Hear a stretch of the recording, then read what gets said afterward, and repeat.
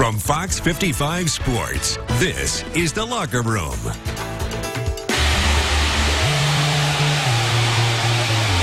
We have to feel like all day, like all night, like all big, like.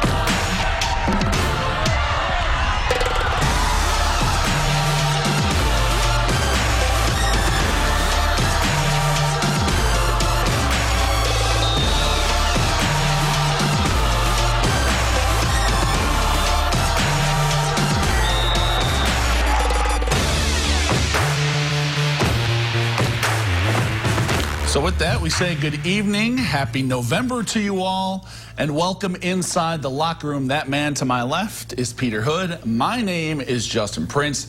Pete, thanks for holding down the fort for me last week, but it is good to be back, especially when you enjoy your week off up in the great state of Wisconsin. I did. Got my best friend married, so, you know, had a good time. Good to have you back, and you picked a great week to return. Weather-wise, yes, that's a whole nother story. I mean, unbelievable the weather we got tonight. But also, from this week forward, football teams all across Northeast Indiana will be playing for hardware every Friday night, and it starts with sectional finals tonight, Prince. Yeah, plenty of great matchups all across the area, too, many of which could have been our game of the week. But we settled for an SAC NEH showdown over at Zollner Field. It's 3A number 10 Concordia hosting 7th-ranked Norwell with a sectional title on the line. Cadets, they're eyeing back-to-back sectional crowns for the first time in school history. Norwell looking for their first since 2014. Cadets up 17 at recess. They're adding to it in the third. Brandon Davis looking long for Cam Johnson, and Johnson does the rest. 62 yards later, he has reservations for 6. Concordia goes up 24. More from Cam right now because that's how we edited it. Norwell looking to answer. Eli Riley picked off by Johnson, adds a 30-yard return to the INT as well. Cadets, though, get nothing on the drive. They're still up 24 after the third. Norwell, they're looking for any kind of life in the fourth, third down. Xavier Sheehan wraps up Max Ringer for no gain, forces the fourth down, and then this was just the story all night long. That Concordia defense, man, they're scary. They're good. Eli Riley stopped short of the line to gain on fourth down. Cadets dominant on defense all night. They pitched the shutout. Concordia wins 27-0 to claim their second straight sectional. Oh, it's always meaningful when you win a sectional. I'm excited for the players. I thought they played really hard tonight, really well. We beat a really good team, and I was really impressed with both sides of the ball. I thought we put a complete game together, and so those are the things that make me proud. The back-to-back sectional championships, it's cool for this team to have done that because it's never been done in Concordia history.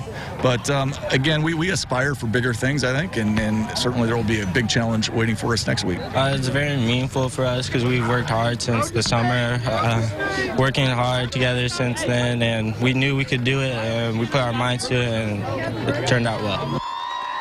Congratulations to the Cadets, and you heard Manigal say it. Big test next week. They'll be at Bishop Chatard in regionals. In Class 2A, Sectional 35 Championship, Bishop Luers beat NECC Big Division champ Fairfield last week. Tonight, trying to give Small Division champ Eastside the same business.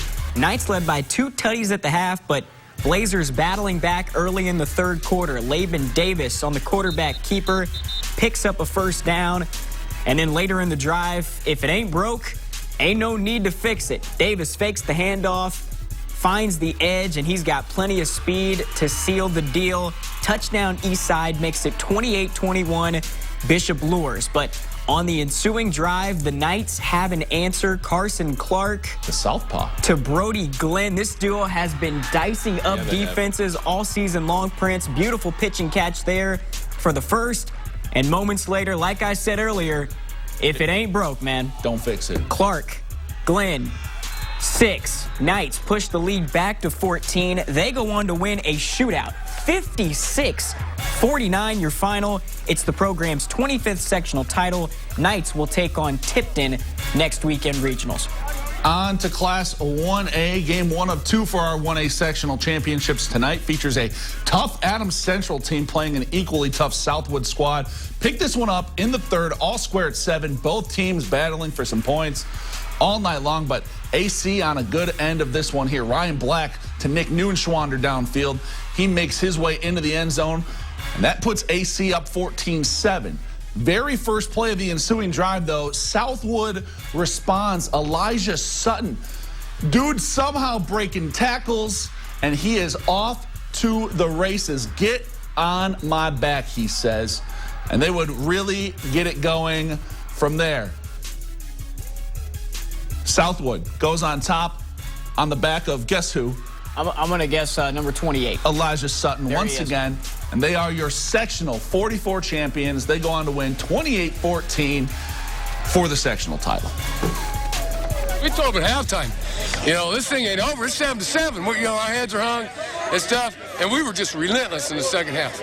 We come out and just time after time after time made stops. That's just what Coach teaches us. He teaches us to never give up and just never let our guard down. Just play 100% all the time.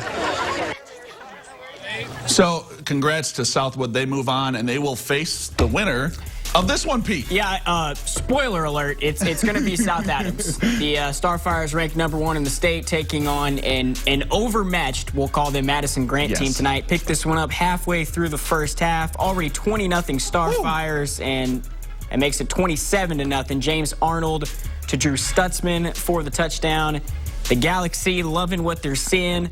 Argyles, listen, they made the long trip. They're trying to make something happen here. They're able to put together a drive. They're able to get on the board on that play. Cuts the deficit down to 20 once again, but that's about as close as they would get. South Adams on the ensuing drive. It's Arnold to Stutzman one more time. James Arnold's 100th career He's pretty good. touchdown pass.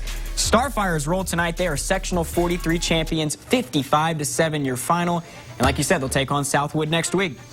Back here in the Summit City, a showdown in Class 6A, 9th-ranked Homestead hosting Warsaw. Both teams looking to make it back-to-back sectional chips. Tigers get the first possession of the game, and they get that ground game going early. Quarterback Aaron Green keeps it himself, picks up a big chunk of yardage. Warsaw, they run that triple option. Tough to defend, tough to film as well. I'm not going to name names here who may have missed that. Don't bring it touchdown. up. We don't need to bring it up. That's Juan Jaramillo. He's in for the score. Tigers take a 7-0 lead. That drive took about 8 minutes off the clock, but it only took the Spartans about 15 seconds to strike back. First offensive play of the night for Sparty. Nate Anderson, we'll see you in the end zone, young man. Evan Ormsby to Anderson, 79-yard score, ties the game at 7. Same score, early second quarter. Homestead looking for more. Ormsby to Gage Sparrow on the crossing route. Sparrow walks, flies, I don't know what birds do, into the end zone. Spartans you don't know what birds do? Shh, quiet, they can do both. Homestead, they go on to win in sectional, second sectional in a row. 30-22 your final. They will take Westfield on next week on the road. Spoiler alert, birds do fly, yes, by the way. I know. To Class 5A we go, Sectional 11, an all-SAC showdown between Dwenger and Northside. This was our game of the week back in week 2. Saints eyeing their 4th straight sectional title. First drive of the game, they're knocking on the door. Brendan Lytle rolling left, throws back across his body. Not a good idea. Not a good idea. Arion McCarter in the end zone on the interception. Legends take over, but they're not able to do anything with it. Doesn't matter. Saints give it right back. KJ Tipman, Lytle, they mess up the exchange there. That's a fumble. Brayshawn Bassett, the recovery. Legends take over again, and this time they do something with it. Deuce Taylor to Jordan Turner. That's a touchdown. Legends up 6 after the missed extra point. I did. Saints would start to wake up from there, though. Into the first. Lytle flush from the pocket. He's got some real estate in front of him. That big game would set up a Dwenger field goal. The north side lead cut in half. Later in the second, Legends looking to respond. Down on the 2, Taylor tries the quarterback sneak into the end zone, but the ball popped out. Gavin Groves falls on it. Ref rules it a fumble. This one heads to half, a 6-3 ball game, and it was all Saints from there. Up 10 in the third. Lytle escapes pressure again. This time, he's got a house call. 33 yards for the score. Saints go up 17-6. They win their 4th straight sectional title with a 20-12 win. How big was that fumble on the goal line? Absolutely. Final stop of the night comes in Class 4A. Another one that could have been our game of the week. All NEH showdown at Leo, Sectional 19, Lions hosting East Noble. Leo looking for their first since 2011. East Noble looking to lock up their 2nd straight. Lions won the regular season matchup, but the Knights didn't have this guy when they played. Rowan Zolman. Big Z, the big play along the sideline. That's an INT. East Noble takes over. Ensuing drive for the Knights. Cole Schupbach back to pass, finds Kanan Carrico downfield. That's a big gain, sets up a field goal. And it's 3-0 East Noble. Knights get the ball back in the second quarter. They get right back to work. Carrico punches the ball in from a couple yards away. You can make it 10-0 in favor of East Noble, and that's all the breathing room that defense would need tonight. Second half, Knights swarm on the tackle. Ball popped loose, recovered by, guess who? The dude, I mean, Mr. Zolman. The dude's everywhere. Once again, you can put this one to bed. East Noble wins their 2nd straight sectional with a 10-0 victory. It means a lot to us. Like, we're so grateful for how far we've made it. And, like, we're not really surprised, but, like, we went through a rough patch, as I'm sure everybody knows. And, like, we've tried to work our hardest to succeed and, you know, see how far we can make it. And it means a lot. And to keep the faith and see young men decide that they're going to stay together and continue to work hard and buy into what we're doing. And, you know, to see that happen and come to fruition on the field by playing a great team. And hats off to Leo for a great season. It's a great team, and you know, it's unfortunate that one of us had to lose, but the Knights, they'll get a home game for regionals. They'll host Marion next week. And our play of the night takes us right back out to Leo. It was the first play in the highlights of this game. Rowan Zolman diving out of bounds on the interception. I think I want to say that's his 9th interception of the year. I think so. He's got to be amongst the state leaders in that category. And he's only played in, I believe, 8 games or 7 games. Yeah, he was hurt for part of the year. I mean, to somehow get in bounds, well, to get a foot down, diving, and catch that ball, pretty incredible. Pretty athletic. Yeah, and if you think about it, Leo, the first time these two teams met, beats East Noble 24-0. Rowan Zolman didn't play in that game. To flip it to 10-0 in the sectional final with Rowan Zolman out there, I think that's a testament just to how much he means to that team, that defense.